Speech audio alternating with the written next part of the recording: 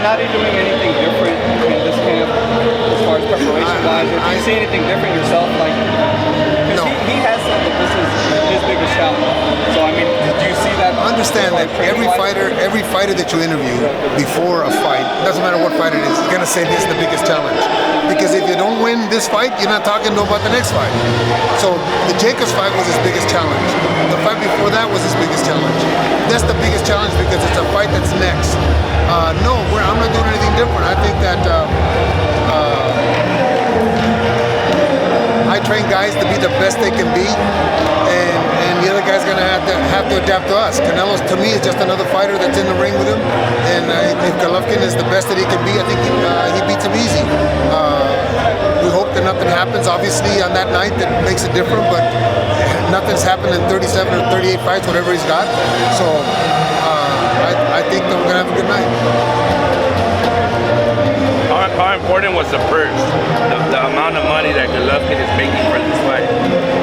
No, it's not about. It's a fight that's already made. What nobody's asking you or asking him or him what you guys make. I think that whatever, if he's happy with the $10 that he's making, that's good enough. You know, it's everybody's got to be content with what they're making, and if he is, if he wasn't, he wouldn't have signed the contract. It's his biggest payday, right?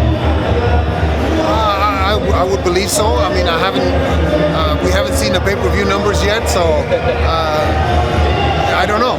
I couldn't tell you.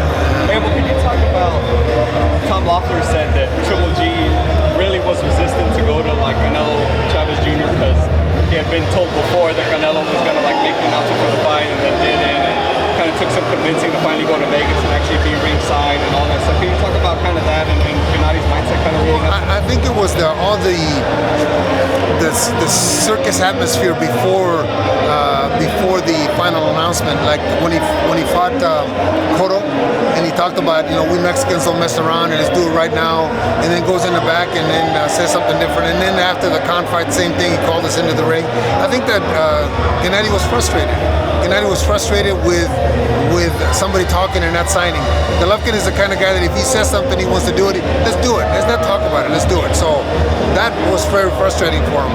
And yes, he took some convincing, but I think it's because Tom and Oscar and Chepo and Eddie had already really come close to finalizing it. So.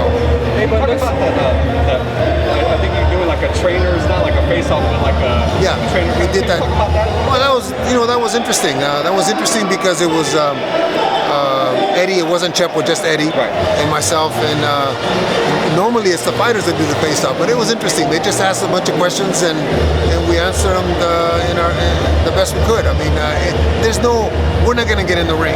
It's about making sure that the fans know what we're thinking also, I guess. But it was fun. It was interesting, actually. Hey, but obviously